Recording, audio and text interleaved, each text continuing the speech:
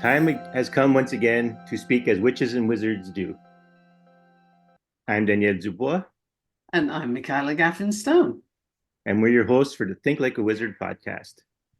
Welcome to Season 2, Episode 8, Love. This is going to Now, be an interesting one. it is because, if you recall, so Episode 3 of this season, Part 2, how there was someone listening in spiritually. Yeah, they haven't listened to the episode yet, but I get the sense that this is another episode like that, where someone's going to be listening in. Because if I do understand who it is correctly, and I'm not sure I do understand correctly, and I don't want to get in my own way and make presumptions, but as far as I know, that person doesn't listen to the podcast, so I can't, unless something happens that makes them listen to it. But so this is going to be one of those where it's going to be out into the ether, and that's where the work is being done. Okay. So before we really, really jump into it, I'm going to answer Michaela's question of how am I doing today? And I want to add a new word to everyone's lexicon. Today I am wizard sad. Wizard sad? Yeah. Okay. Wizard sad is a very self-indulgent emotion. It's when a child is excited about something going to happen, and they're Mm-hmm. so excited, but they can't wait. So then they're kind of bummed out because they're waiting. Similar in concept of an emotion. It's purely self-indulgent, but it comes from when you're aware of things in the spiritual, mystical, wizard, witch, whatever sense you want to put it, and you can't, and you're have that same kind of emotion, but just let the thing happen already because you get anxious to see it come to fruition. I'm in a similar mind frame today Interesting. Why would you call it sad though? because it feels like sadness. Not like I'm not morose, I'm not depressed, just a little bit of a, yeah. I mean, it feels like sadness. Okay. But you're right. There's an anxiousness. There's a number of things put into it, but it feels like the image I get in my mind when I think about it is when a kid just sits there and doesn't do anything and they just go, Mm-hmm. it kind of feels like that. Okay. So it's a sort of waiting Mm. with nervous anticipation. I would argue there's probably some nervousness in it because what's the outcome going to be like? Okay. So yeah, so wizard sad. Wizard sad. Okay. Yeah, Well, there you go. We have like something I said, added it's to the. self-indulgent because it's not like because at a certain point in your development you should be able to have more quote unquote emotional discipline. But it's just allowing Oh, the feeling for the sake of allowing the feeling. okay, so here's the thing with emotions. And I've Mm-hmm. done a lot of work on this because working with kids with autism, Right. there's a lot of teaching that needs to go with emotions because Mm-hmm. they're sure feeling everything, but not sure where to put it or Yeah. what it means, right? Mm-hmm. And typically parents are not adept at helping their kids or themselves, honestly, Right. sit with an emotion and be with an emotion. Mm-hmm. So I don't know that there's any emotion that you should grow out of or get in control of. I don't Right. think that's how it works. Mm-hmm. But learning to accept and sit with is a whole other Yeah. thing. But if you're feeling it, there's nothing wrong with feeling it. Otherwise, you wouldn't be feeling it. Mm-hmm. So that's my take on emotions. And I think we start to restrict ourselves, Mm-hmm. especially kids, boys don't cry. Yeah. Bullshit. Of course they Right. do. Like why shouldn't they? And if you have a repressed child that grows Mm-hmm. into a repressed man, he's Mm-hmm. he's going to view any display of emotion as being a weakness. you have a problem right there before you go any further. Because how Yeah. can you grow from that place? And spiritually speaking, nothing's gonna move if you're stuck in this Mm. whole, I can't feel my emotions. I have to hold Yeah. everything in and pretend they're not there. Yeah. Like we start Mm. on that in an early age, right? Don't Yeah. cry, don't be sad. Here, have an ice cream. So Yeah. why not? And that message comes across as it's not okay to feel the way you feel. And adults don't like it when kids get angry, right? The Yeah. kid is accused of being a brat or Hmm. tantruming or, I'll soon put them right. There's nothing wrong. They're displaying an emotion which is expressing a feeling. Yeah. That is not wrong. Yeah. So it's like it would be better to help them channel that into something. It'd be better Hmm. for them to express it in a way that's constructive and learning that. But a lot of adults need to learn it before they can teach it to their kids. Yes. It's funny. I didn't realize how much of a good opening this was for the topic when I mentioned it. There you go. But it does work out because, yes, part of this episode is going to be about dealing with love and dealing with it as an emotion. And it's funny because it was given to me as a topic, and this is going to be a bit of a road to follow, or maybe not, depends how I present it. So there was a TV show, well, it was on Netflix that I watched in 2019. It was a, it was in Mandarin. It was high fantasy. So I'll save all the details of names and stuff like that, but the basic concept is it's about spiritual cultivation. So you have immortals involved, and that's why there's like certain age differences in how the setting works.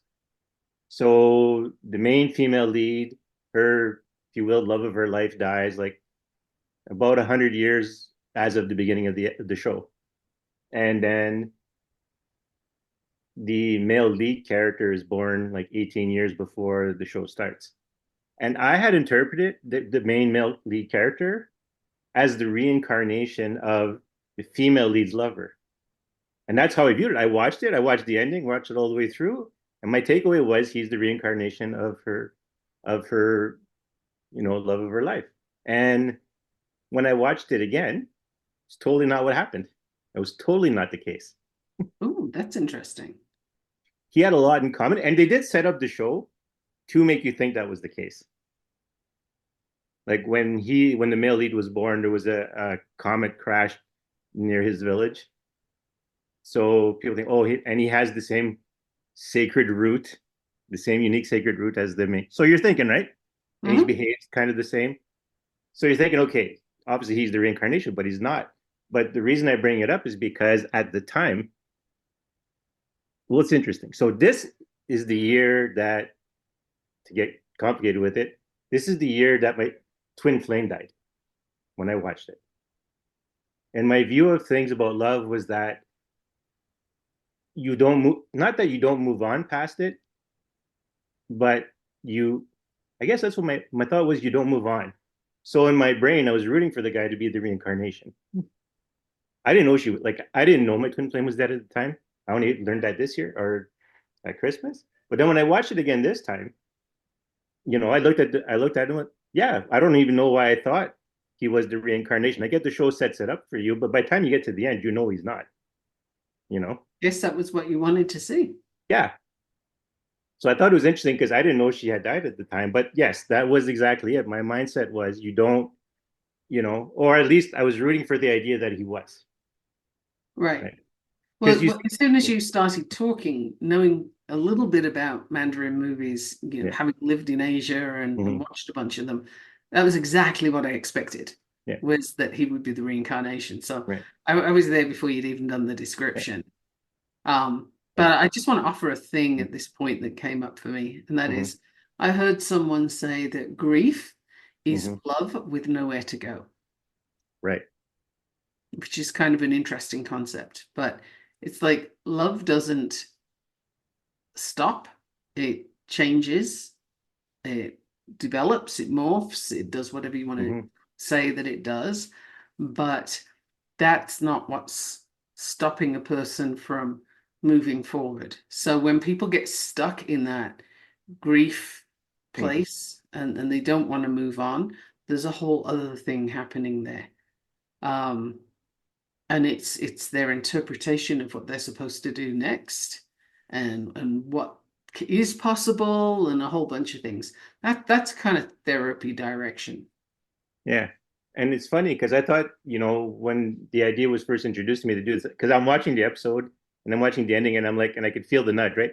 This is your episode, by the way, your next episode. I'm like, okay, whatever. Like, and I'm thinking, great, cheap shot at me, shots fired across the bow. And then I was going to assume that this episode was going to be for me, but it's not, apparently. I mean, I can benefit from it and, explore ideas, but it's apparently this isn't for me, this episode. As much as this lead up to the description would say this is screaming, it's a, Danielle deal with this issue episode, it's not. I mean, I will because I take advantage of situations presented to me, but it's not about me.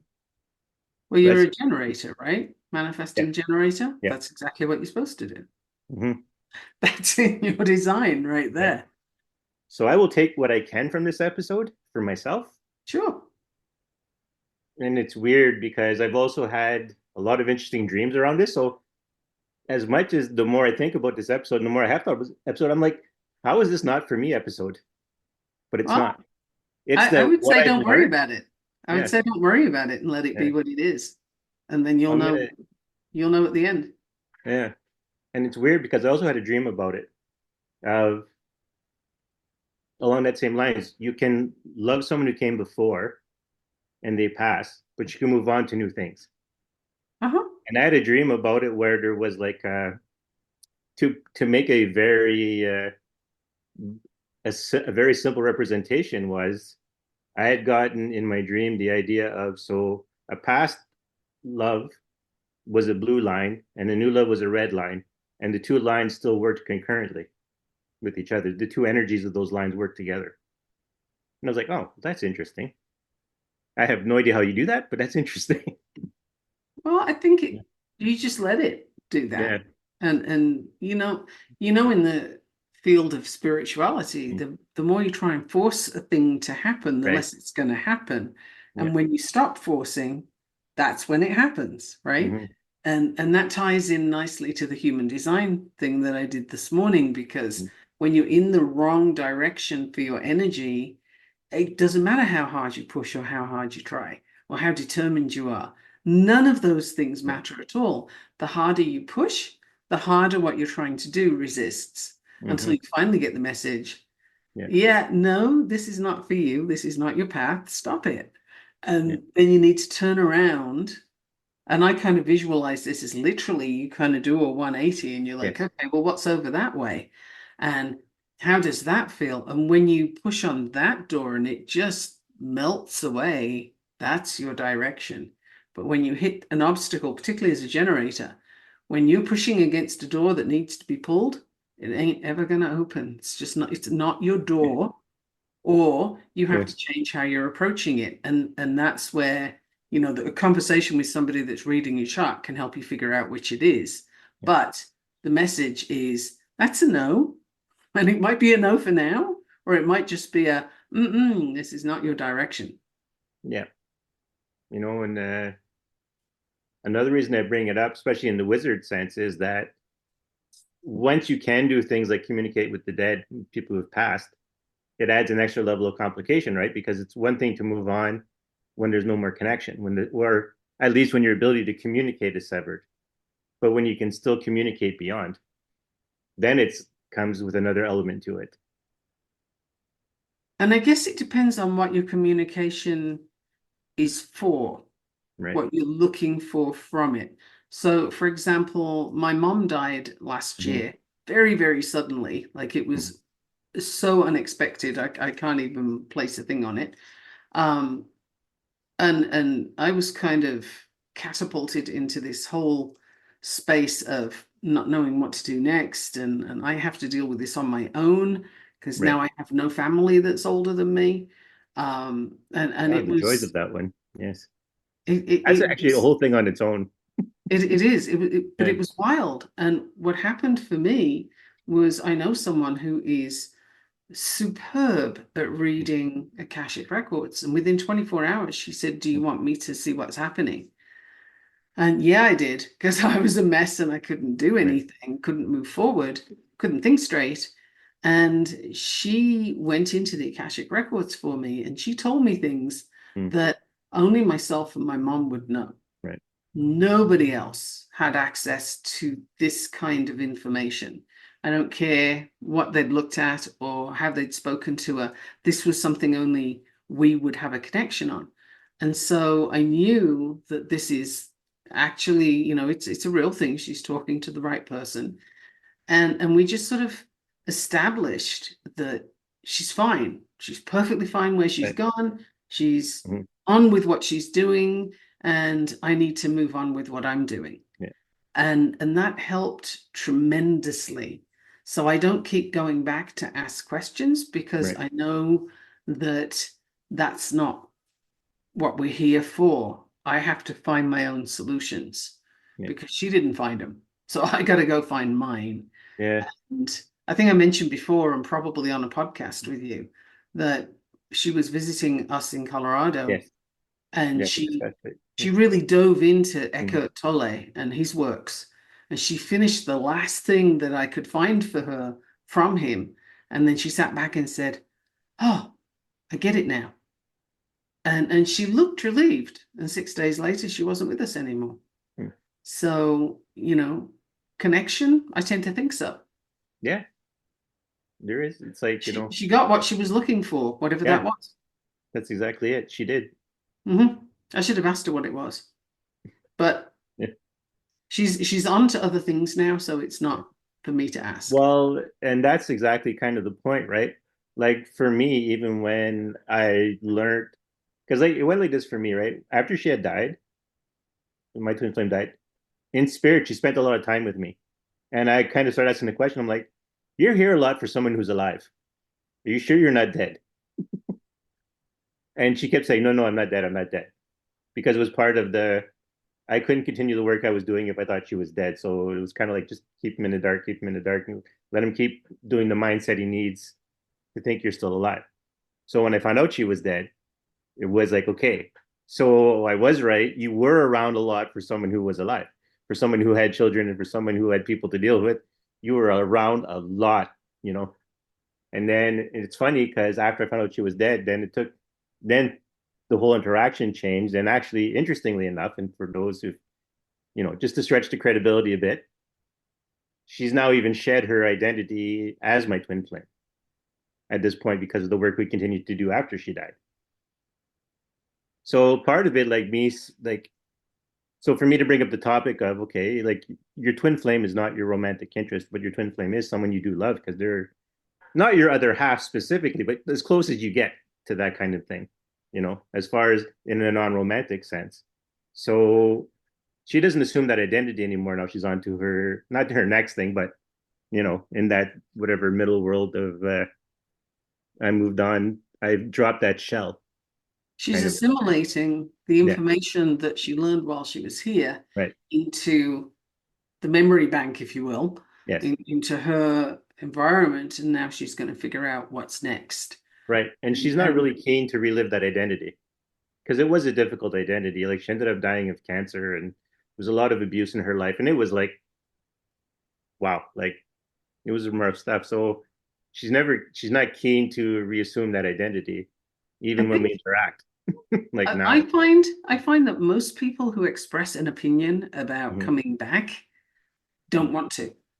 And I've Yeah. come across a lot of people who Mhm. say, "This is my last time on this planet. I'm not coming back." And I'm just like, "You haven't asked, so I'm not going to tell you." But yeah, Mhm. you are. Yeah. Like, Well, that's the thing, it's right? not a one-shot deal, Yeah. and it's not even if you've been here for thousands of years, off and on, that time is immaterial. It is a Mhm. man-made thing, and it certainly doesn't exist in other realms. So the fact that you think you've done a lot, or you've been here a lot, or you've done your time, so to speak, it doesn't mean a damn thing because Yeah. time doesn't exist. It's not a thing. Yeah. So it's all about what can you get from what you're here Yeah. for? Like, what did you come for? And are you learning the things? And you'll know if you're not learning because the patterns will go on repeat until you Yeah. do. Hmm. So if something in your life is on repeat, then there's a thing to learn. And Yeah. what is it? Just stop and look at it. Put your ego on a seat somewhere else. Don't worry about what it all means, but just have a look at where is the lesson in this? Where is the gold? Like Yes. what do I need to take from this? And Hmm. that's what we're here to do. The smooth parts in life are just like a coffee break, right? Yes. It's just go chill in between learning the things you're here to learn. Hmm. And the rough bits that everybody sort of bitches about is like, well, that's actually the point. And no, it's not fun. I know it's not fun. I could tell you some hair-raising stories about it not being Hmm. fun. But the point is, you set it up that you wanted to learn these things and you needed these experiences for it. Yeah. So getting over the fact that stuff happened and get into the fact that there's a lesson in there. Hmm. Yeah. It's funny because like for me, and I don't know if this falls exactly like, so my connection with her was really about getting a good grasp on doing things at a distance and doing things in a very non-normal way, in a very mystical sense of, you know, so even still communicating with her after she passed and even after she shed, being who she was, that still taught me and it's still teaching me new things and new, well, I don't want to say new techniques, but new ways of doing things and new ways of viewing things now that I speak to her beyond her identity as my twin flame. So it's okay. So to make this for those of you who will continue the podcast after hearing this episode and this revelation, so you die, you keep your identity for a little bit because you are going over reviewing it, you Yep. know, assessing what you did in this life and feeling it out. But at some point, you're going to shed that. That's going to go away, and you're going to lose that layer, for lack of a better way of expressing it, and you're going to go to who you were before that. And then Yeah, it's that's like the one that's going taking to a go coat on to off. the next thing after. It's like taking a coat off. Yeah. You know, you're done with it now, so you Mm-hmm. take it off, and the essence of who you are is still there, but Yeah. it's not an identity that anybody on the physical plane is going to recognize because that's not who you are. That's who Yeah. you were while you were here, which is not the same thing at all. And Uh, it's funny. Yeah. Right. People get these ideas of, grandma's up in heaven watching me, and it's like, no, seriously, there are other things going on. Mm-hmm. Grandma doesn't need to watch you all the time to see if you win the baseball game. Like Yeah. that's not how it rolls. But people find it comfortable to think that. Well, It doesn't it's make interesting, sense right? if you think about Because I it, get but that all the time. Oh, where are they right now? And I'm like, I'll give a little scan. Well, they're not here right now. They got other stuff to do. I know you want them here right now, but they got other things to do. right. It's just it's not all about you, Yeah. which I know a lot of people And I don't know from like. talking with people when they find out, like, or when I say, yeah, I talked to the dead. But a lot of times too, when I realize when I know people are open-minded enough and the spirit is willing, I will relay messages but I don't usually do it. Like if I'm at a funeral and the spirit realized, oh, hey, this guy can hear me. It's like can you say this? And I'm like, well, that depends. What were they like? Does your family believe in this? And they're like, oh, I'm like, exactly. So I'm not relaying your message. I'm here to be supportive, but I am not here to relay messages. I'm not here to shake someone's world apart or, to give them a new view. Like, and some of it's their work to do. So I'm not giving messages if you don't want them. But, since I'm on that role, it's been interesting because I would always assume that people would want to share a message, but that's not true. I remember one of my relatives died, and I was like, okay, you know what? I'll whatever. I'll share a message. I'm in that zone right now. You ever give me a message? And they were like, no, right now I just want to be there in spirit for my family. I got nothing to relate to you. I know what I need to do. And I'm like, perfect. Okay, you do your thing. That's good. Saves me explaining things. Thank you. Yeah, the thing with messages from someone who has left their body behind is it just it doesn't always help. Sometimes you just No. need a very simple thing if you need anything at all. Like I just needed to know, for example, that my Hmm. mom was fine where she was, and that, everything was as it should be. There's nothing I needed to do to help her get where she was. That's what I needed to Hmm. know. And once I knew that, it was like, okay, okay, then we're good. There's nothing else for me to ask, because it's if I was meant to know it, I would Hmm. have known it by now. So now it's for me to figure my way from there, rather than keep looking back and asking, so what do I do about this? Or, hey, what about that? It's like, that's not really the purpose. Yeah. At least that's my interpretation, right? And people do have their different interpretations. But the Well, one, grandma sitting on the cloud yeah. watching you is like, it's a bit like believing in Santa, Could Mm. we move on? It's not a helpful image, I don't think, unless it gives you comfort. Yeah. Well, but you gave the good description. You're leaving your body behind. It's literally Mhm. how it is. You're leaving it behind. Get, and I'll tell you, like, I'll describe it like this. Someone who's cremated feels different than someone who is going to be buried in terms of how their energy is flowing in that. I almost, my pet theory, because I've never really explored it very much, but it just is that if you want to hang out as a ghost, you have to make sure you're not cremated because your dying cells will provide you the energy you need to keep working in this world until there's no more energy left in the cells. And then, but I mean, but then you can get the ghosts who then vampirize other people to be able to manifest and to do things. Like you're here, but you're on a different vibration, for lack of a better way of expressing it. So to still interact in this world, you kind of have to have energy from this world, Right. And and so the your body question, decomposing is usually your energy source. so really, is that something you particularly want? And Mm. that's, there's so many interesting rituals and Yeah. taboos around Mhm. what you do when someone dies. I mean, in Yeah. our Western society, I'm going to say that the people who have got it together the most functionally are the Jewish community, Mhm. because when someone dies, they are buried within 24 hours. Mhm. And there is a prescription for how that person is prepared for burial and what happens, and the whole routine that gets them where they're going. And it's very, very prescriptive. But also, and very importantly, the 7 days following that Right. event, the people who are left behind are looked after by the community in an incredible way that really helps them through the transition as well. And I think that honestly, the rest of the world would do well to look at how that works instead of going the direction they're currently going in with a lot of hatred. They might want to stop and say, what can we learn here? Because these people have been doing this for thousands of years and they've got it together. Yeah, our current system makes no sense for dealing with like the modern Western way of doing it makes no sense. Even experts agree that it takes at least a week before your employee is going to be any kind of productive. And yet it's still 3 days maximum for bereavement. And only specific people can be grieved in That's that right. And many only specific people days, can be grieved.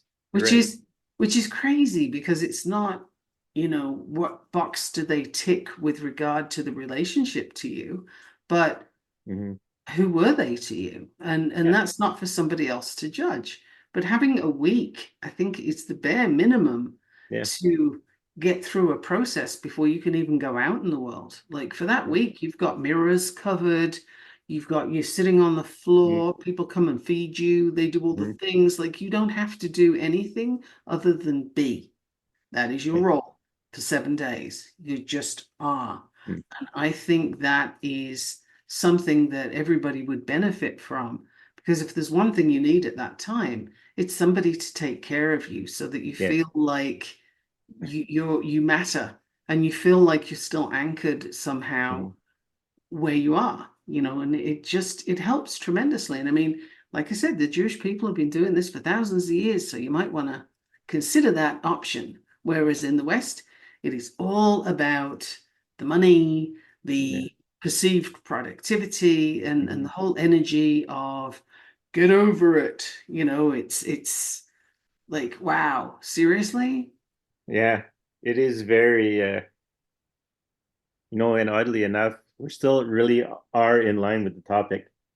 because although I was starting off with a concept of something resembling romantic love, the idea of, because when I kind of explored the idea, well, what are we going to do with this episode? So I thought about it, and I'm like, everything that I would have explored for romantic love, you can explore for every other kind of love. In Sure. all honesty, when it's genuine love, because a lot of the issues are still the same. It's just how you're specifically connected that's different. But the behaviors, like I always tell people, it's weird. You know, the things we do to our romantic partners, we do something similar to our children, only without the romantic intention or the follow-up behavior. You're being unusually delicate today. Um, Well, there's the fine line between saying I understand why pedophiles are pedophiles, but I don't really want to say that specifically. Not because but because my whole theory is that you don't, somewhere in the brain, there's not that disconnect between the two in your brain when you're a pedophile. But not that I wanted to go there, but when you look at love, you have to look at the dark side of it as well, right? Where it goes wrong. yeah. And then depending on, and I can't imagine our listeners specifically, but I know this conversation can go take a very southward turn, very wrong, to then people accusing people of not, yeah, So here's the thing. You can shaking my fist at the spirits for pushing this one. so Because I wasn't going to say the word pedophile, but they pushed it out. so here's the thing. We have a lot of societal taboos, Hmm.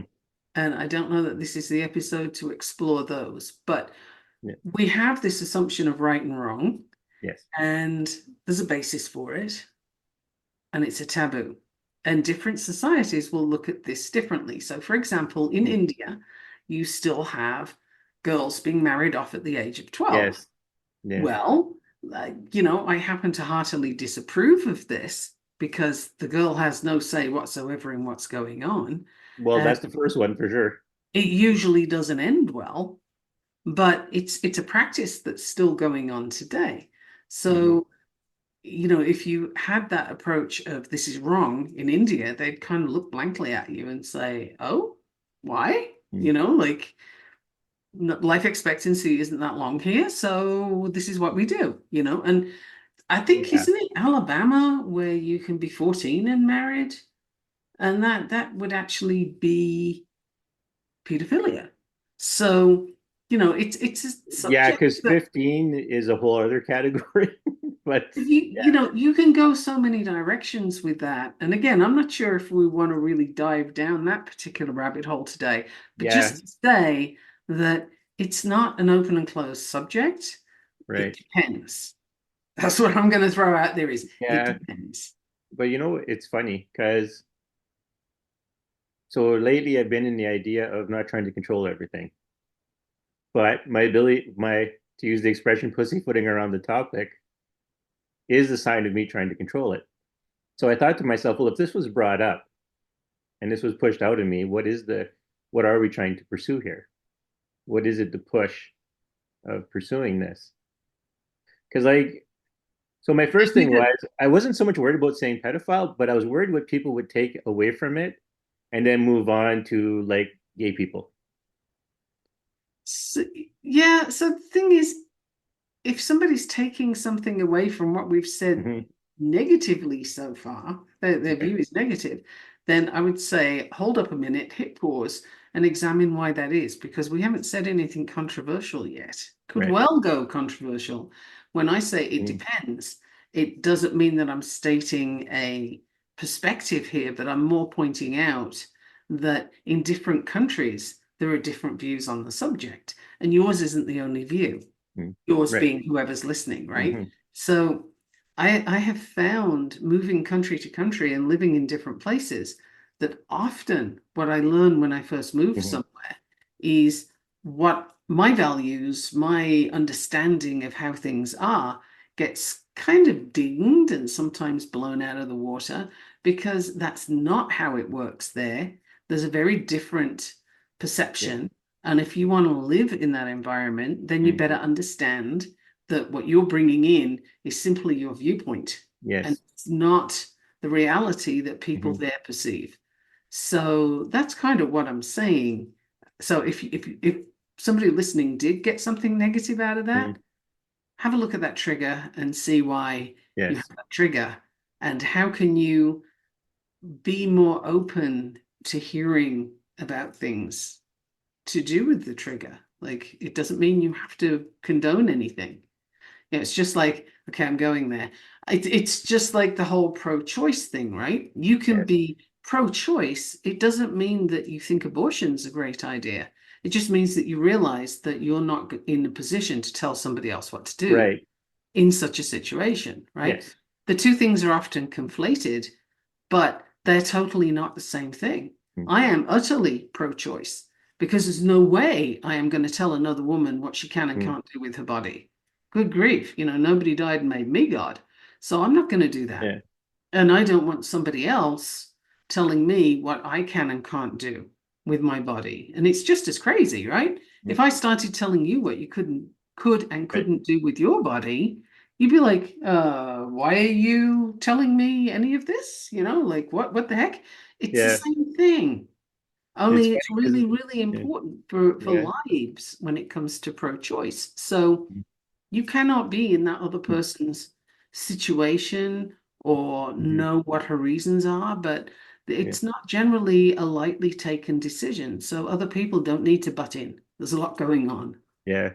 It's funny because my metric is if I'm going to give someone advice, my metric is how would I feel about it? My first thing I ask is how would I feel in that situation? So, and it's like, I'm being blocked from certain examples, but okay. So, yeah, like on the position of abortion, like, so some people have thrown out online, well, then why shouldn't all males have vasectomies when they become of an age where they're fertile, and then only be reverse it when they're ready to have children, but it doesn't work though, because at some point it becomes permanent. Well, But the other thing is, yeah, like, that's a nonsense on so many right. levels. It's But just, it did make me think, right? Would I want that kind of legislation passed to force me to do something to my reproductive system? right? Because like I've known women who have had their tubes tied. I've known them who've had, hysterectomies completely removed. And it's like, well, actually getting a hysterectomy has consequences that you really have to take care of your body after, like, because There's organs a can lot of sink and stuff like that. Like there's a whole, there's a lot of consequences yeah, from that. But nobody else should be right. telling you what to do. So It's that's like the thing. somebody So coming along and saying, I really don't think you need your pancreas, and I'd like you to yeah, take that out now. yeah, And I'm going to pass legislation to say that you have to have that removed. It's just as invasive hmm, and as wrong. I'm going to use the word wrong yeah, on that one, and I don't care which culture is. That mm, is absolutely, you don't get to tell other people what to do. If you don't like abortion, don't have one. And that's very, very simple. And if you're pro-life, then I suggest you go out and support a mother who's got a newborn baby and she's on her own. Like, you go and be well, supportive, pay for their schooling, yeah, get your stuff together in a real way. But to sort of dictate to somebody else and then walk away happy that you had this child born who now has no yeah, future, and the parent who now has no mm, future, yeah, you really think that was a good job? Like, yeah. whoa, pat yourself on the back because nobody else is going to pat you.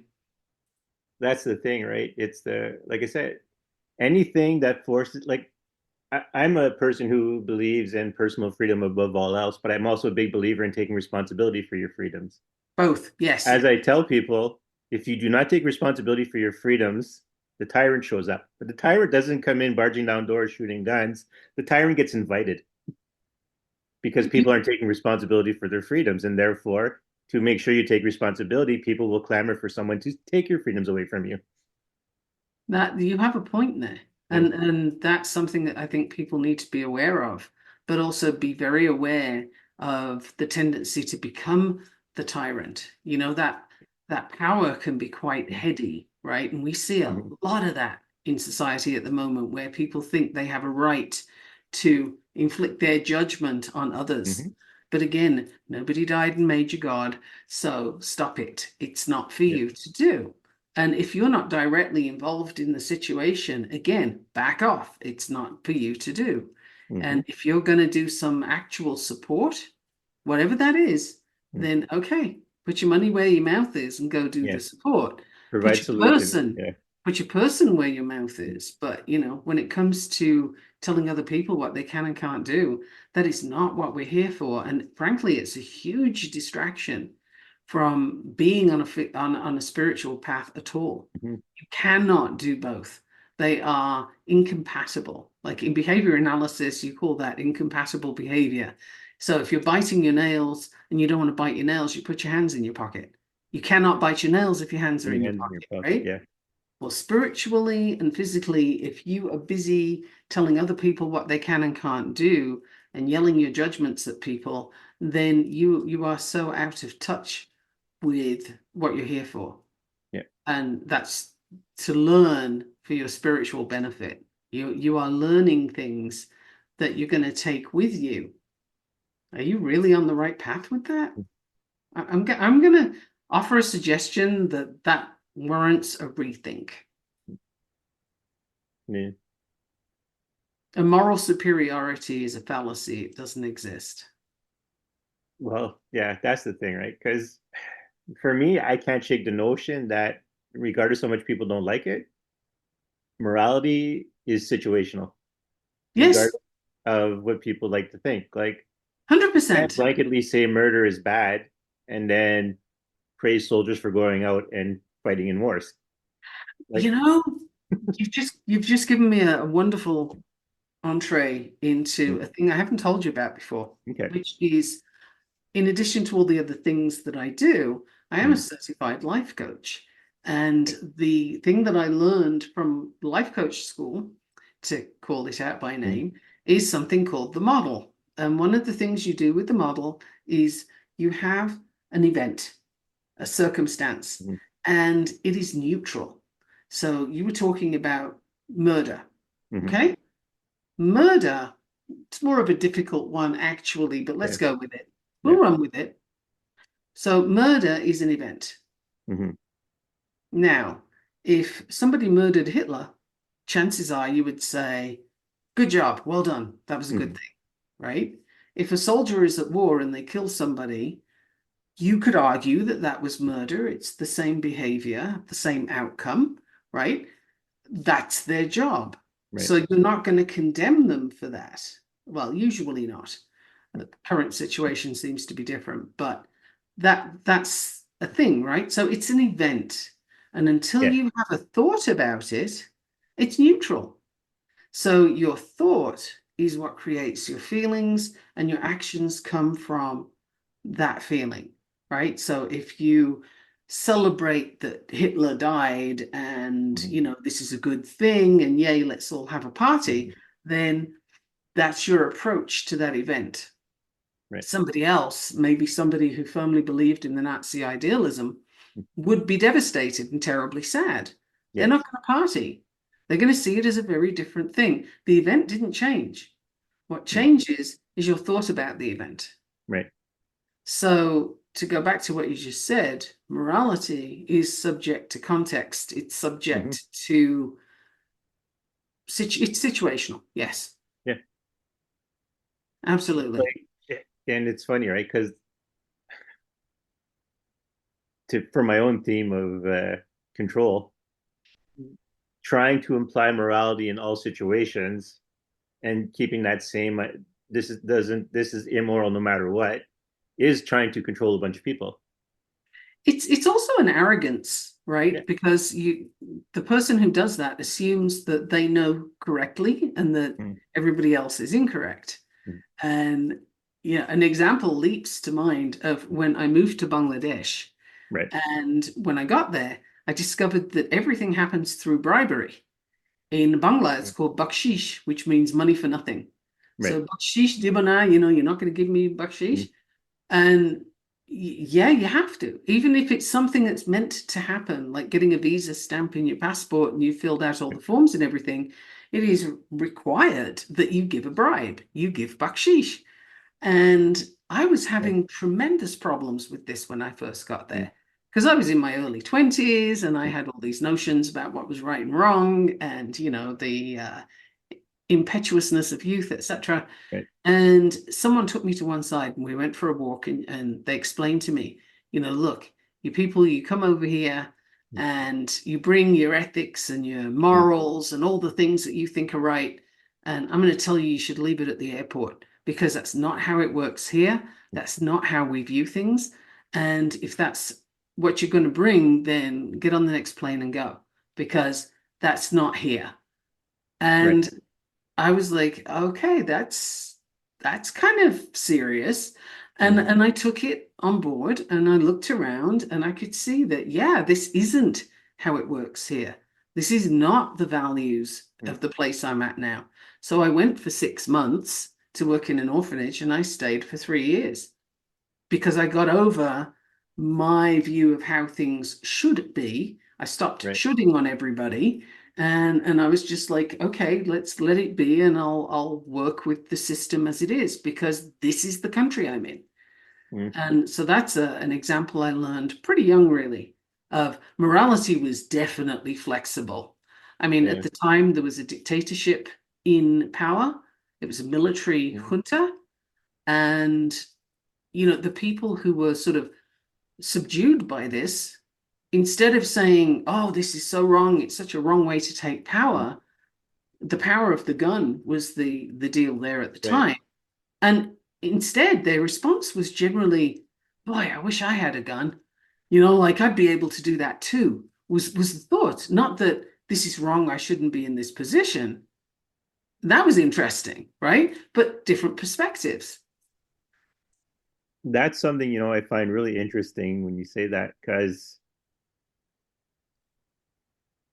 I find a lot of times when people react to those situations, their reaction isn't, oh, I wish this wasn't here. It's the, I wish I also had that power.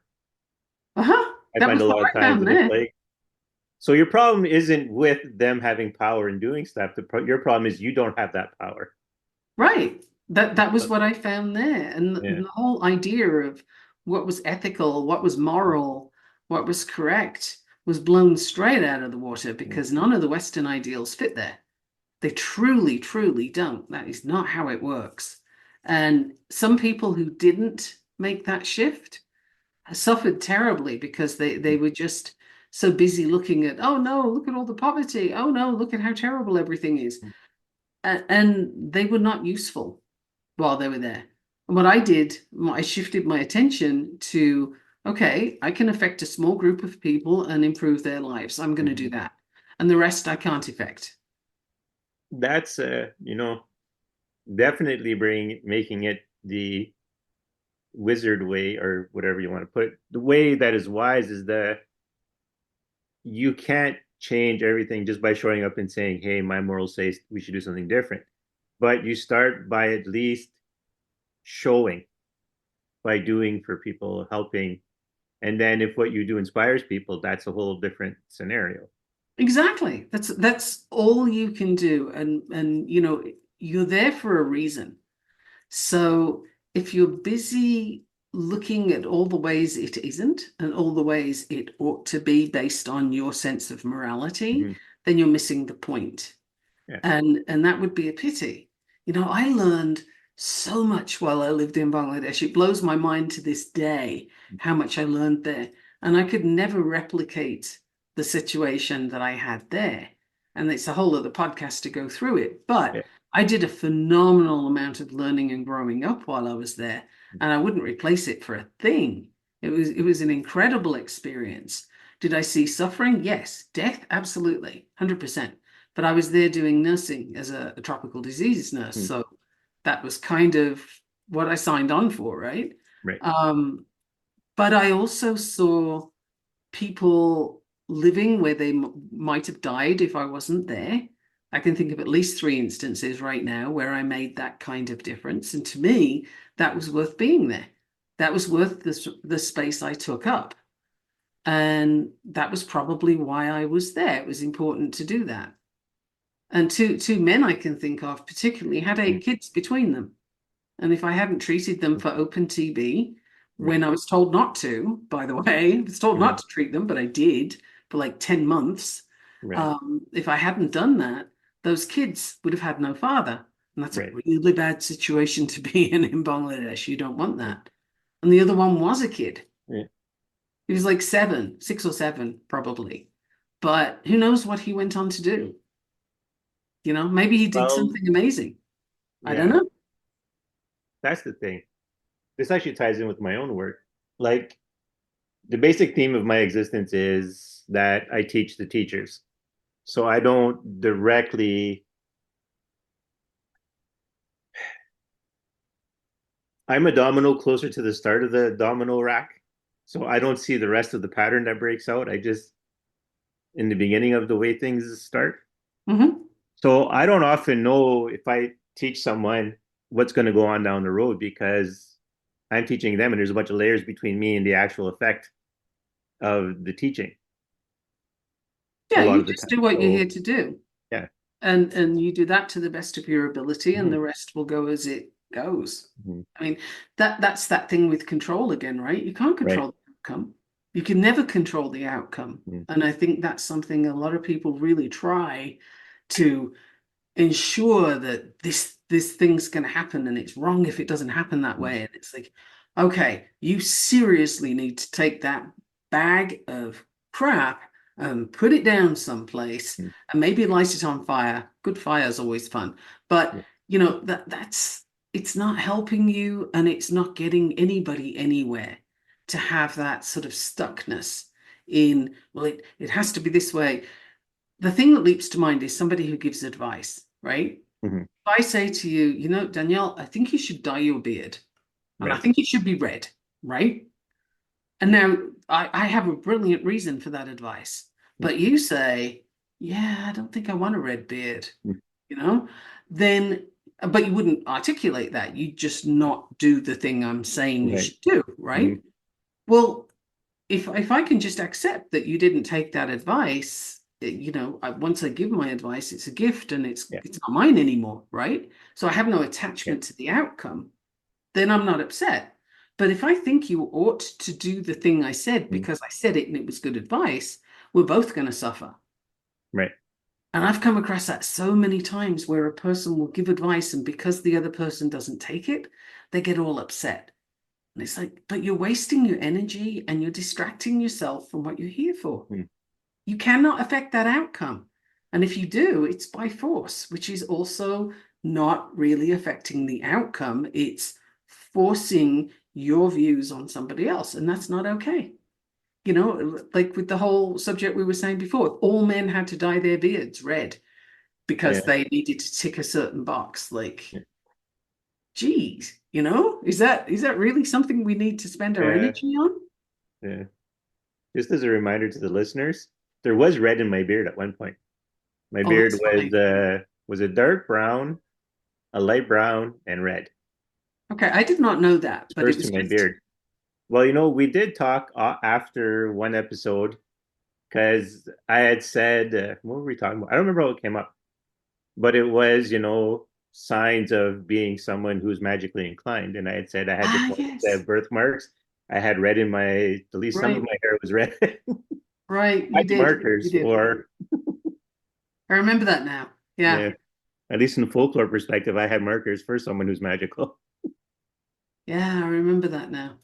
But it's interesting how, and I think social media has got a lot to do with this, how many people now believe that their opinions need to count, and they need to count with the people they're inflicting their opinions on. And it's like, actually, really not. Like, you can have your opinion, but nobody else has to care. No, and that's wow. That's how many episodes we can do on that topic? Yeah, I do. Loads. And I'm here for it because Yeah. it's a distraction that society is embracing right now. And it's also something that's affecting the political scene. And God knows we don't need any negativity to affect the political scene. It's already a hot mess. But, people are yelling their opinions and not being very moderate in anything they're saying, typically. Right. And other people are supposed to care. And it's like, but that's not moving anything forward. we're here to move things forward. We're here for growth. And I think the options are you either grow or you kind of disintegrate. It's there's no stagnancy here. It's you don't stay in the same place. That's not what we do. So you're going forwards or backwards. Yeah, and it's funny because, as you know, being in the flow, sometimes you notice when people don't move, you can almost kind of feel the weight of the flow is just going to grind them out if they Yeah. don't. Yeah, because there's nothing that stays still, nothing stays the Mhm. same, right? The tree might not move, but it's always growing until it disintegrates, until Mhm. it's cut down or whatever happens to it. But even rocks don't stay the same, they change over time. So, people who are trying to sort of put their influence on others are harming their own growth. Mhm. And they're certainly not helping anybody else. And on the subject of love, that is what we're Yeah. here for, is to help other people. That is the whole point of the human Mhm. race. Where even the people who say, I don't like people, you might Mhm. not, but you like individuals. And you Yeah. still want to know that that person is happy to see you. You still want to have a positive effect on them because that's how we're wired. I went to work in that orphanage in Bangladesh, not because I was scoring brownie points for heaven, because I don't think it works that way. Right. But I went there because I thought I was really going to enjoy it, because I like to have a positive effect. And I knew that even then. And I did enjoy it, apart from the bits that I didn't enjoy, but that's called life, right? Yes. And, there were 5 babies I was looking after. 3 of them died from meningitis, as it happens. But, you know, did I like that bit? No. Did I like that I could at least be there to hold them, to Mhm. help? Yes. It's if you go do big things, then you experience big things, and not all of that is good. Mhm. Good as in pleasant, Yes. good as in growth. Yes, if you let it. Absolutely. And that's a good distinction to make because it's true. I'll sometimes use the term it's not good, but I mean it only from the experience of it's not from the perspective of it's not going to be pleasant. Not that it's Right. not going to serve a purpose for you, not that it's not going to push on your growth, but it's going to be unpleasant. You're right, because yeah, I use that choice of words too. And I keep trying to find a way to word it because I think we still live in a society where if you use the term it's good for you and then something like that happens, people are going to look at you. What do you mean it's good for me? Like Well, it's it like wasn't pleasant, but it helped you move on. Yeah. yeah, it's like sometimes a really bad thing, bad as in it wasn't fun, it Mhm. was not an outcome you wanted, Mhm. will happen, and people say, well, everything happens for a reason.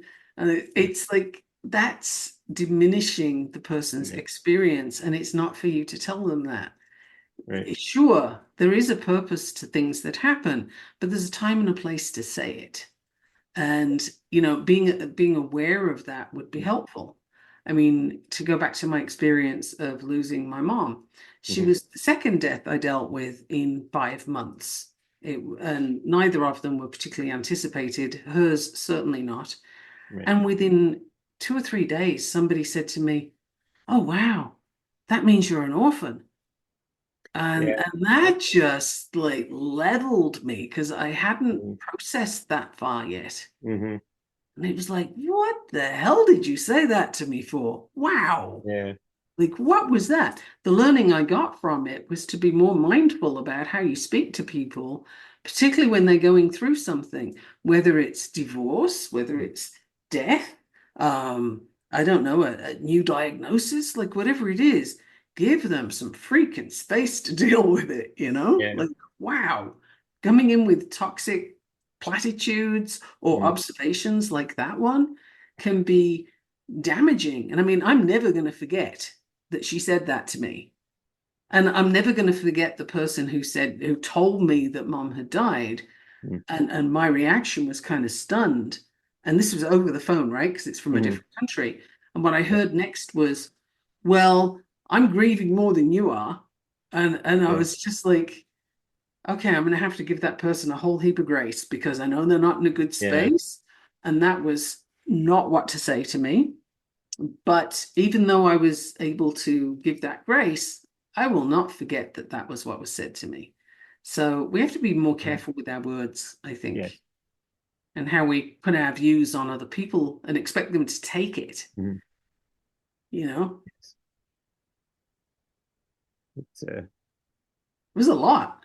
that's yeah, that's a wow.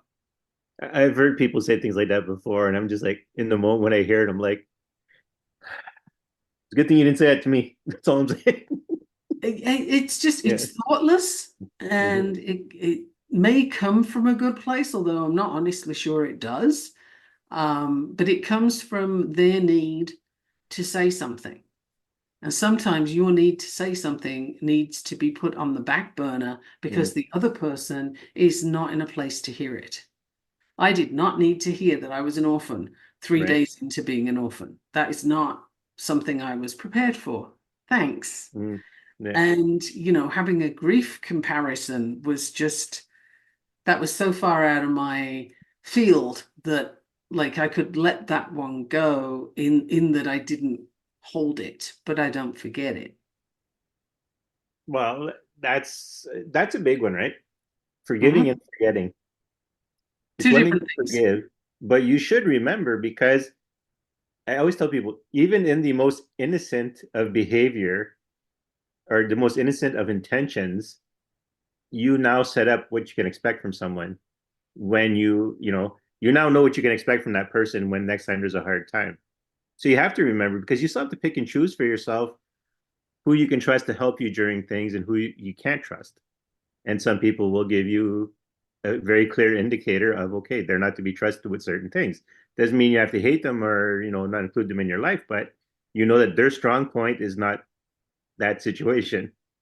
Absolutely. In fact, someone I know who was bereaved very suddenly, and that was actually a murder.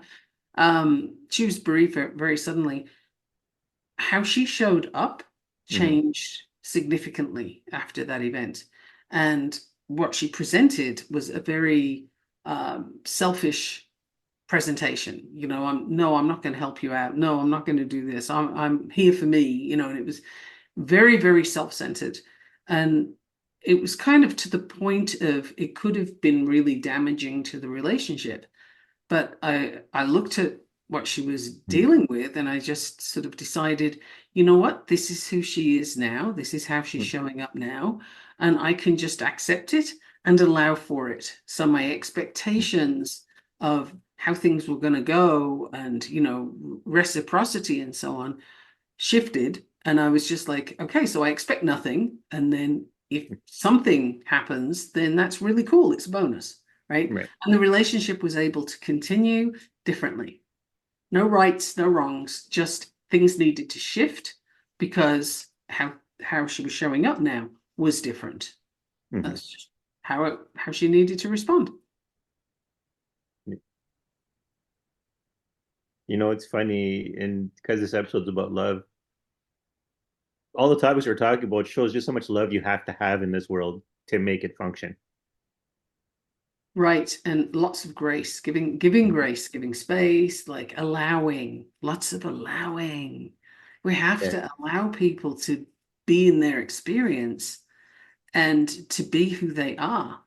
One of my pet peeves at the moment is that you see the word authenticity Mm. bandied about all over the place, right? Be your authentic self, show up authentically. And then when you do, people say, whoa, but not like that. In fact, I even put a post up about that today, right? Yeah. That you can be authentic so long as you follow their worldview. And as soon Yeah. as you don't, then that's a problem. Well, what does the word authentic actually mean Mm. then? And or mean for these, like, what's the new interpretation, right? Because words do change over time and the meaning of words change. Yes. Like the word gay used Mm. to mean happy and Mm. cheerful, and now it has a whole different meaning. Mm-hmm. Okay, that's the evolution of language. So what has authenticity evolved into? Because it's not what I understand. Yeah. And it's really, really irritating to me to see people spouting on about authenticity, and they are probably going to be the least authentic people you come across. right? That's why they're shouting so loudly about it, is because it's Yeah. not something they embody. And it's just one of those little pet peeves I have, it's like, oh, here we go again. Validation was a word people used an awful lot at one point. So much so that I got to the stage where if one more person talks about them being validated, I'm going to throw a pie at their head. It's just, could we not? Like, you don't need validation for crying out loud, or at least ideally not. It's not external No, you're right. validation isn't a thing to rely on Mm. because you cannot control the outcome. You can't control it. You could be the most perfect human being on the planet, and there are a whole bunch of people that are going to try and pull you down because they can't stand seeing where you are. It's so incongruent with where they are. So, you cannot make people think you're amazing, even if you are. Can't control the outcome. Mhm. It's funny. Sorry. When you brought up the word gay, it set me off on a bit of a tangent in my head because I remember, especially with my nephews, well, even my niece too, because they were born either like my niece at the end of the 90s and then into the 2000s. So sometimes I'll tease them when they say, "Oh, that's gay," and I'm like, "Oh, it's happy," and they're like, "No, what are you talking about?" And then I'll play them music from the 70s and earlier, Right. where the word gay came up actually more often than you would expect, but meaning Yeah. happy. And so I'm like, "This is what the word gay used to mean," Yeah. and they said like that changed in my lifetime. So you grow and you adapt to it. Sure. Things do change. Wicked is a different word now, Yeah, especially if we live in Maine, right? mm, yeah, yeah. It's Things being wicked means it's really, really good. yeah, But, a while back, if you said something was wicked, you'd be really condemning it. hmm So language changes, and I'm not sure where the word authenticity is going right now, but it's yeah, not a place that I like because to me, the implication of the word authenticity or mm, authentic is that you're real, you're showing up as who you are. And people aren't doing it when they're yelling about authenticity. It's like, could we all just put a pin in that one and stop using it? yeah. It's interesting because my only criteria I have when you change a word is that there's consistency.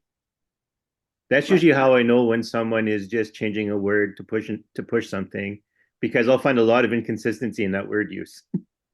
right. Or it's a very sudden change. Mm, And sudden changes are fitting somebody's agenda rather than a real change in use of the word. yeah. I can think of a couple of examples right now, but that's going to take us down a dark path Well, if we use and them. there is, but I bring it up just because I've listened to arguments by people who apparently have master's degrees in certain topics, but can you get them to pin down the word that the new words they're using consistently? Absolutely not. Right. And like I said, I'm for it. I understand language changes. I too, when I grew up, the word bad, to mean something good, and sick, and actually still now, at least in certain Yeah. cultures, Yeah. deadly, but for Yeah. something good. Like, This, so I've participated in changing words, so I well, accept it. that's fine. I mean, Consistency has to be applied to that word, that new use. that does happen. It's just when the change is for manipulative Mm, purposes or is patently false, yeah. then I have an issue with it. Mm, And that word authenticity is a big deal right now. Certainly is for me. Like in my world, it's like, oh, do we have to have another yeah. authenticity post or, Mm, somebody else spouting about it? mm, Can you stop for a moment and tell me what you mean? What define it for me? yeah. Explain to me how this works for you because I'm not seeing it and I'm not feeling it. And when I show up as I am, which is what I always do, I, Mhm. I don't pretend anything. What you Mhm. see is what you get. And when I do that, people don't like it sometimes. And they tell me, you shouldn't be doing this and you should, and Yeah. they start shooting on me. And it's like, but you said authenticity. Yeah. You know what? For the listeners, so I think we touched about it a couple times on this episode, but so Michaela gave a presentation today on human design, and I was there, and I asked her kind of a bit of a question to throw her off a little bit because it was about, the topic we touched on was how it can help you working with clients. And so, because we do the podcast together and I showed her my human design chart, I asked her if she was using any tricks to manipulate the podcast.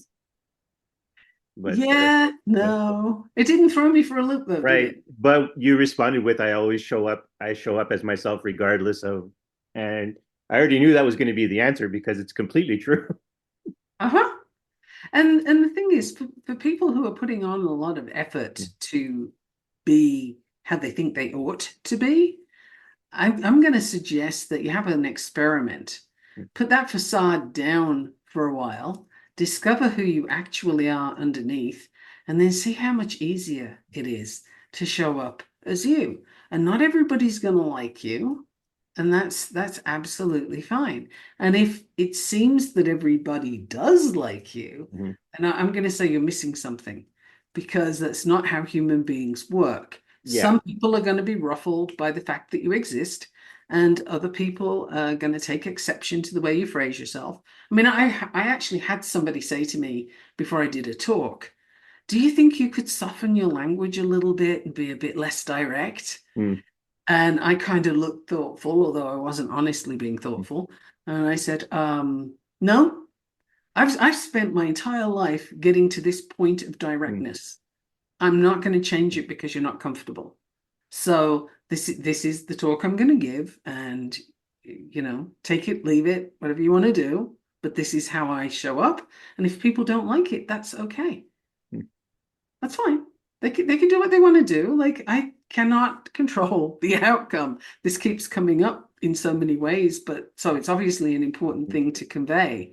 But you cannot make people like you. You can't make people agree with you. Um, it just doesn't work. They tried it with the Spanish Inquisition. They tried it with the witch trials. They tried it with a whole bunch of, mass wipeouts, Mm-hmm. the Holocaust, for example. They tried to manipulate how things are going to go and how people show up and so on. And it does not work, nor will it. It cannot. You That's know what? just not the human condition. It doesn't work that way. Yeah. Communism, they did their level best when implementing communism to change Mm-hmm. how people are. Mm-hmm. And communism is amazing on paper, really is good. Like if you read about it, it makes absolute sense. It follows logic and everything. The problem is when you apply it to people, because people don't follow that logic and people don't fit into those categories. So it's one of those cases where theory's awesome, practice is crap. And that's communism, right? But it's an example of one group of people trying to change the other group of people. And the only way you can do it is by sitting on them, oppressing, and nothing actually changes underneath at all. You know, it's funny you say that because there was a Canadian comedy duo. I think they're retired now, but anyways, so at the time in Canada when they made this joke, there was a big question of Canadian culture. What is it? Is there a unifying Canadian culture? And they Was it were Bob and Doug McKenzie? no, this Okay. they went by Bowser and Blue, Oh, I don't know them. Okay. and so they were kind of like doing a comedic song, and one of the lines is Canadian culture works in practice but not in theory. Oh, there you go. Yeah. Okay. So there's some things you want to put, you have theories and you try to make it work, but it doesn't work in practice. But there are some things that work, even if you can't define it, it's still working. Well, that takes you right back to spirituality, doesn't it? Mm-hmm. Because it's awfully hard to sort of stick a pin in it and put a definition, and there you go, because people's experience varies. Yeah. And you say that, and actually had this discussion with someone, and she had asked me about this guy. And she's like, well, is he psychic? And I go, well, usually if you want to see if someone's psychic, and then I gave a list. And then as I finished the list, or not, some of the way through it, I'm like, scratch what I just said. Because this can also apply to someone who's attentive versus someone who is, psychic or empathic. It could just be someone who's attentive but has no psychic abilities whatsoever. They're still going to display some of the same attributes. So I guess the only way you're going to know is if you kind of witness something, because anything I tell you, because you're still a human being, and so it's still you engaging with with either sensory cues or phenomena. So anyone who's attentive to their senses will show up as psychic. That's why magicians and stuff can get away with it because they can fake that ability. Or someone can be very, as I used to do to play a trick on people. I used to listen to how they breathe when I talked on the phone, and then I would say, oh, "Okay, I can see into your room," doing the whole shtick, and just move around, and I'll tell you what position you're in. And but instead of asking me, "Okay, well, what's in my room?" they go right to the task I gave them, and so I could tell them what position they were in by how the pressure on their diaphragm and how it affects their breathing. Which is a magician, right? Right, which is a magician's trick. And So you know who else uses that? Marketing. yeah. And the example I'm going to give for that one, because it's such a good example, is there's a particular medication. Mm-hmm. The tagline is the little pill with a big story to tell. Mm-hmm. And anybody that's in the US knows exactly what I'm talking about. And in this advertisement, there is a woman, she's a large woman. She's dancing around, looking utterly thrilled with life and high-fiving people, and everybody's happy to see her. She's in a marketplace where there's flowers and beauty all the way around, right? And so she's conveying that this little pill with the big story to tell is going to fix all your woes. Then she goes to the makeup artist. There's a break in filming during this advertisement. And while she is having this intense conversation and getting her makeup done, and it's all really active, while that's going on, they run at a very fast rate all the side effects that this Mm-hmm. medication has and how it's going to kill you, right? Mm-hmm. But you're distracted by this change of scene and the unexpected sort of intensity of the conversation and so on. And then right as they get to the end of all those side effects and ways it's going to kill you, she's ready to go dancing again in a different outfit. And so now she goes back dancing and everybody's happy to see her and life's wonderful. Mm-hmm. What did they do but a magician's trick? 100%. They tell you you can have this lifestyle if you take this little pill. You don't have to worry about changing anything. And by the way, let's distract you while we tell you how bad it is. Yeah. I mean, it's brilliant. Like he's utter genius. It works. People totally take this on board and they go to their doctor and say, I want that. And of course they do, because they want what they're looking at. But the whole thing was a magician trick. Yeah.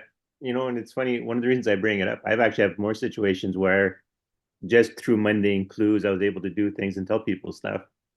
But it's, is it in the psychic world, you fake it till you make it. Not to literally say you're going out of your way to fake it, but you have to put yourself in the mindset to predispose yourself. Like, so normally you would have, like, say, magicians are usually be on the forefront of debunking psychic stuff. But I've also listened to magicians who have come out and said, every once in a while we're doing a trick, especially when we've done over and over and over again, like, pretending to be able to read someone, sometimes we actually read people. It Right. just comes out of nowhere. Like the guy says, like, sometimes yeah, can't remember what his name is. I listened to it like 6, 7 years ago. And the guy was like, I was stuck. I couldn't figure it out. And then I had the answer and I was right. Because I'm so used to playing the role of being someone who can read minds that every once in a while, not all the time, but every once in a while, it happens. Right. So like, yeah. So you can start off so when I've talked about senses before, one of the things that happens, right, because your physical senses basically take precedence over your spiritual senses, there's a point in your spiritual development while you're actually going to be relying more on your physical senses than your spiritual senses because you just become more aware of things. And so you just start processing your physical data first and coming across with these allegedly miraculous results before even touching your spiritual senses. Yeah. I think being open to the possibilities and not having a Mm, story about how it has to look right. can really help. And again, with the you can't control the outcome. Like it just put that at the end of every sentence today because that's kind of how it's rolling. But Yes. being open and genuinely being open. And what that requires is that you take your ego and all the things that you think you know and all the things you believe to be Mm, true, and you give it a seat and you tell it to be quiet and then you just allow Okay. whatever's coming to be as it is, with no prejudgment, no sort of agenda, and just see what comes. Like that's the most effective spiritual approach I have come across. If somebody else has a different path, awesome. But that's what I know. Yeah. Yeah, I'm amusing myself today. So when you were giving your presentation, like, Mhm. because so when I teach people, I teach basically the fundamentals. There's more complicated things out there than what I teach, but I teach just to give someone a grounding. So I don't necessarily go into, like, I might touch on the main chakras, but I won't go to all the other ones, right? But when you were talking about human design today, and I was looking at my own chart, I was looking at all the little different points, right? And then I'm thinking to myself, if you really wanted to be able to manipulate someone just on pure energy use alone, you should learn human design so that you can know where to direct your energies to if you were, say, well, not even necessarily ill-intended, but you wanted to just kind of move quickly through the energy use of things and calm someone down or excite someone. Better to know how certain energies flow into the body in certain ways and work with that and get your effect. So here's the thing. I have behavior analysis, which Yes. means I can totally manipulate behavior. Mm-hmm. That is the point of behavior analysis, Right. is to be able to do that. What I choose to do with it is Mm-hmm. to give the tools to the person I'm working with and show them how it works so they can go do it for themselves, Mm-hmm. right? On themselves is the game plan. That's my side of Mm-hmm. how that works. But it can be used for manipulation of other people. That is what it's for. Human design can be used to manipulate other people Yes. because you have that level of information. So it does seem that I have an awful lot of possibilities there. And I choose not to use them because that's not what I want on my record, as it were. Like that's not what I Yes. want to carry. The responsibility that would go with that is something I don't care to shoulder. So I choose not to Yes. take that path. But yeah, you totally could. And you could even convince yourself that you're doing it for the other person's good. I Mm-hmm. quote, because human beings are not reasonable creatures, but very good at reasoning. And we Yes. can reason our way in and out of trouble and frequently do.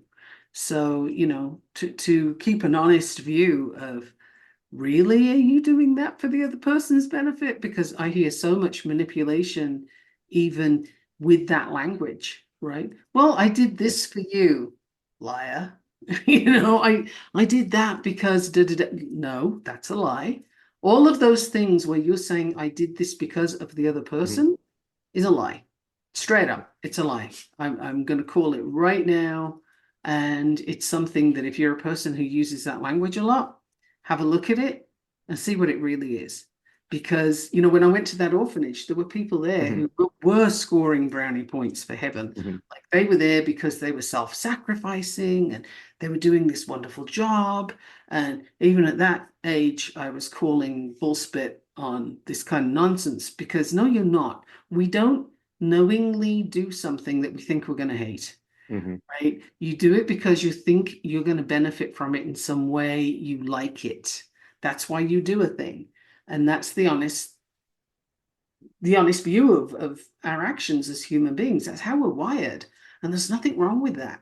Absolutely not. But to pretend it's Mm-hmm. otherwise means that you can sometimes do stuff that you're not taking responsibility for because you put it onto the other person.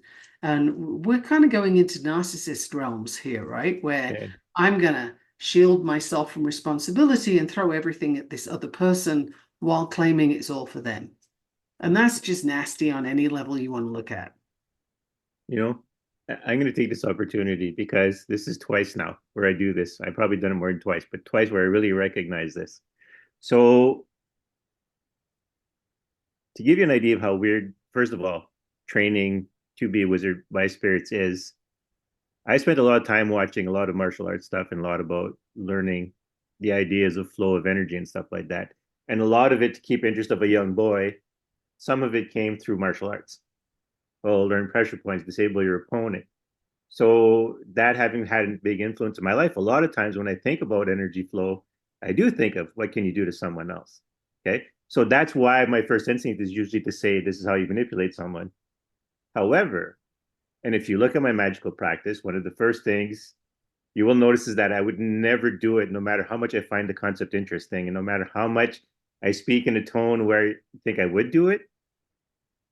It's not really my nature, even to the point of my own magical practice is basically just me being a battery to be used so things can happen rather than me trying to push my will on a situation.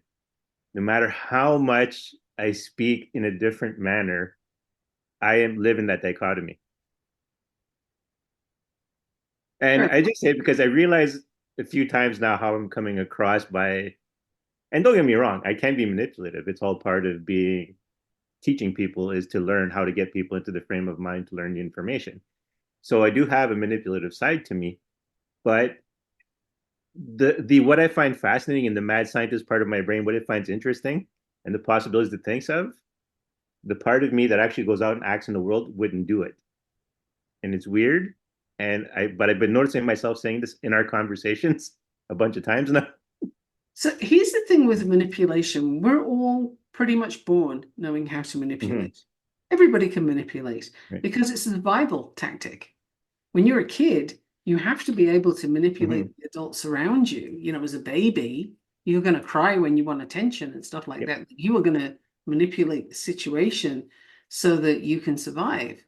That's kind of what we do. And look at any kid that has ever been through a divorce, and they will play their parents one off against the Mm-hmm. other all the time. And it's not a conscious sort of, I'm going to be a right little brat now and give my parents a hard time. No, that kid is trying to survive in the middle of a very, Mm-hmm. very difficult situation. And the only tool they have as a kid is manipulation. So we learn that really early on as a survival tool. The thing then is, what do you do with that innate ability as you get older and Mm-hmm. you do have some control over things? At least you have control over yourself at this point when you're an adult, hopefully. Mm-hmm. So, do you then choose manipulation as your path? And if you do, then what I would offer is, I believe, and take it as you want to take it, but I believe for the people who are listening, if you are somebody who manipulates, doesn't matter how you reason it for yourself, there is a responsibility there. And even if you shove it off and say, no, no, no, that doesn't apply to me, it does and it will. So, be ready for the consequences of what you do and choose wisely on what you do. I mean, I'm in some witchcraft groups, and every now and then somebody will be looking for a darker path Mm-hmm. to take, for some particular reason. There's some stuff they want to do, and I don't contribute at that point because I'm not going to tell them they shouldn't do it. It's their path. But I'm also not going to add to it because that's not my path, right? But Mm-hmm. I will leave them to figure it out for themselves. But there's consequences to anything you do. There's always, for every action, there's an equal and opposite reaction. And that works in physics, it works in medicine, and it works in human beings. So that's just how we function on this plane. Yes. I have a question for you. You have your cards with you? Any more of your oracle Uh, cards? Not easily within reach, but I Mm. can go get them. All right. This is Or, important, apparently. yeah, okay. Which ones do you want, tarot or oracle? I prefer anything with dragons. Dragons. Okay, okay. Hang on, I'll be back. Right. Talk about yourself. Yeah. So just for those of you listening, since you can't see that she walked away from her desk to go get the cards, I'm just having a moment where I feel necessary to draw a card to get certain wisdom. Okay, I'm back. And as per your request, Yes. the Tarot of Dragons. Perfect. Because, of course, I have dragons. Yes. We do have that in common. I almost bought the Oracle, but I used that last time. So here I All am. right. Okay. It's also pretty. Ooh, right. Whoa. Okay, that's interesting. Everything just hit the deck. Well, pick the card you feel is the right card then. because we're just looking for a bit of insight. So whatever card you pull is whatever. Ace of Swords. That card keeps coming up Aha. over and over and over. I did readings for myself and that card kept coming up. I did readings for my student. That card kept coming up. Okay. So tell me, what are you So finding? basically, it's a sword about jumping into your because so the swords that's associated with the element of air, which is about your intellect and about thinking and reasoning. And then the ace is the opening of the new potential for that energy. So generally, it's a sign of going forward with what you have in mind. Usually, but what I'm trying to figure out is so this episode was about love and it's meant for someone, but I'm still doing the control thing where I'm trying to figure out what is this person can even what can this person even learn from this episode? It, like I said, Why it's do you me need to getting in my know? own way. What's that? Why do you need to know? Well, that's the thing, right? It's something I'm trying to kick. It's been a theme for the last 3 weeks, longer actually. It's probably been a theme since you've been on this podcast where I keep trying to exert control, but I'm doing my best to not do control.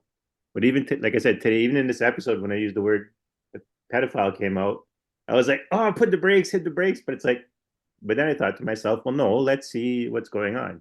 Uh-huh. Even, and this is the second time it's happened, just for the listeners, you already know this is the second time it's happened during a professional call that both Michaela and I've been on, and my student has been on, where I'm channeling for my student. So halfway through the call, we're on Zoom and my eyes are closed and I'm sitting in deep focus while the call's going on because I'm channeling for my student. And this is and today's the second time it happens. So I'm trying not to control it because I did feel a little bit on the stupid side. And I noticed, okay, so I realized later it couldn't be seen on camera, but what I do when my eyes are closed and I'm channeling, and I don't want people to think I'm just gone somewhere zoning out. Not that this would even help, but I tap my fingers. Hmm. My eyes are closed to show that, yes, I'm present and I'm listening, Uh-huh.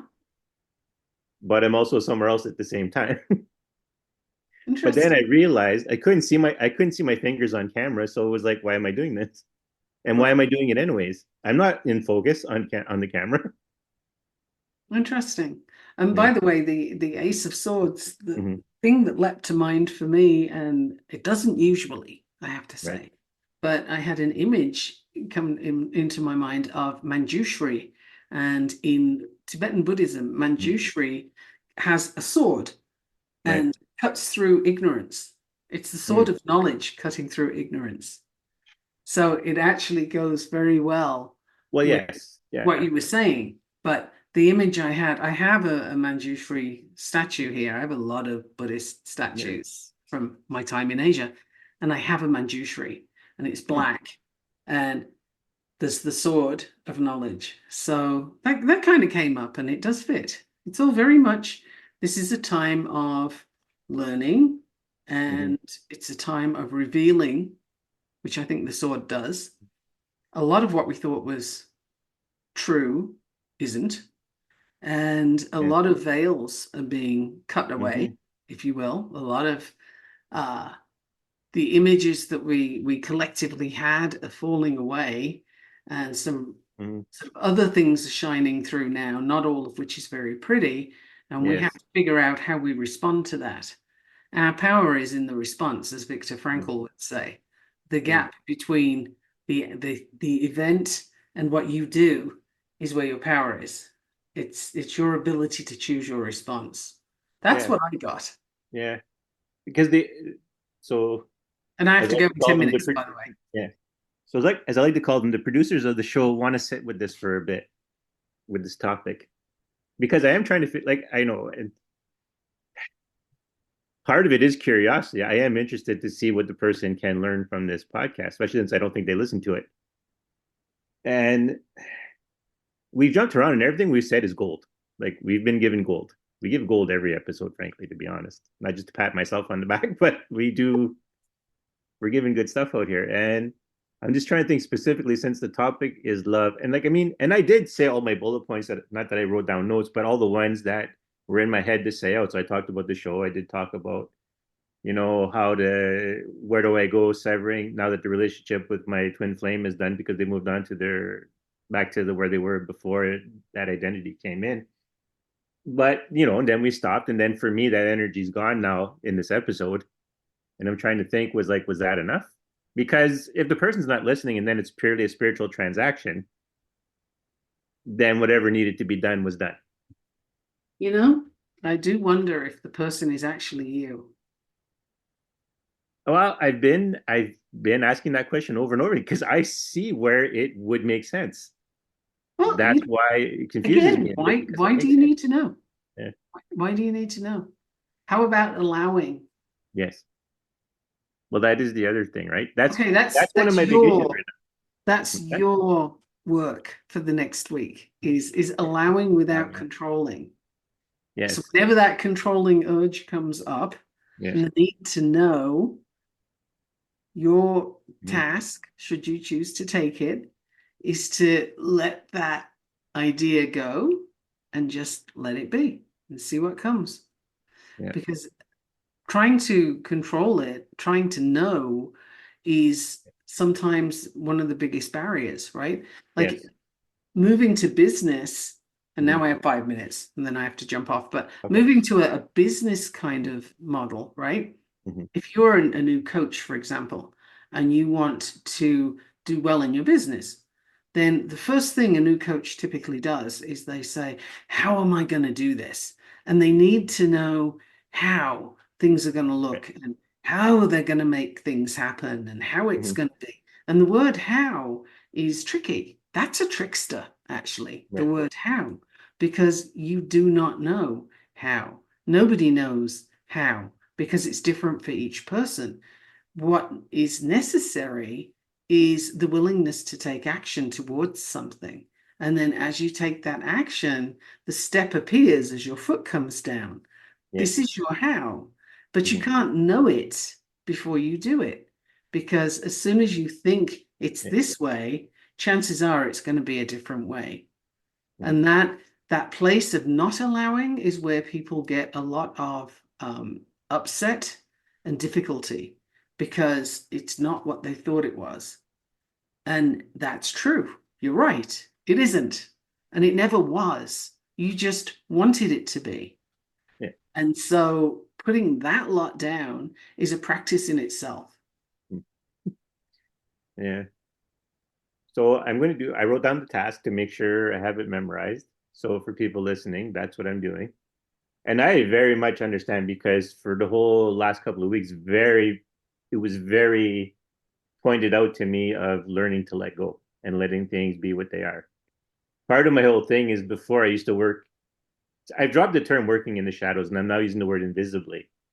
But now I'm the face for my stuff, like pure and simple. Even when it's not my words, when I'm channeling for other spirits, I'm still the face. So now it's me, quote unquote, my brand to be business. So that's a new shift for me. Normally I'm working I'm in, I'm out, I'm done, I'm invisible. I was never here. I'm just a ghost you Mm. imagined you saw. I would love to do an episode on business at some point. Yeah. Well, Let's do let's do that thing when when it is yeah, right for you, because there's a whole lot that we can open up there where people block themselves and it's not necessary. yes. And I've been doing a lot about this lately. This has been very up and active for me, so I have things to say on the subject. You'll be stunned to know, Yeah. right? I actually have something Yeah. to but that's how I show up. Um, I have stuff to say, and I don't necessarily know what it is until it comes out. That's how I Yeah. work. You know what? Since you gotta leave pretty soon, we should actually end this episode. Shit, I lost my train of thought. On crap, it's gone. I had the idea. It was gonna be a bit, it's gone. It disappeared. It's gone. Just like when the thread pulled away, Uh-huh. got pulled away. Well, you can always write it in the notes after. I can. but it might end up being in the business episode, and that's why Okay. it's not being said. So, but you have to leave shortly anyways. But everything we said relates back to love in a lot of ways. You need love to give yourself the compassion to give other people the freedom to do what they need to do.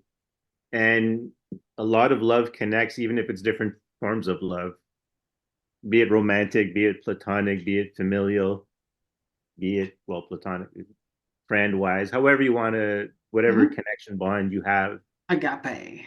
Yes, everything we spoke about lines up.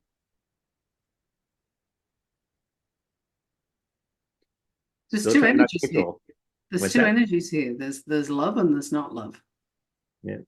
And if you're not operating from a place of love, then you're coming from a place of difficulty, and the Mhm. path is difficult because it's not founded on a good energy. It's not Yeah. founded on something that's sort of endless. Mm. Whereas if you're coming from a place of love and that is the energy that you're in, then the results will be very different, whatever they are. It just will come from a better place. It's like, having fertile ground to grow things in. It does better than if you're trying to grow stuff in sand. Yeah. And on that Yeah. note, I'm gonna have to go. Right. All right. So I'll tack on the assignment after. I'm working Okay. on one. Since you did the last one anyway, I'll tack on Oh, the one after. So for now, but like I said, I'll tack on. So for you listening, after we say our goodbyes, I'll tack on the assignment. So once again, I'm Daniel Dubois. and I'm Michaela Gappenstone. Until next time. Until next time.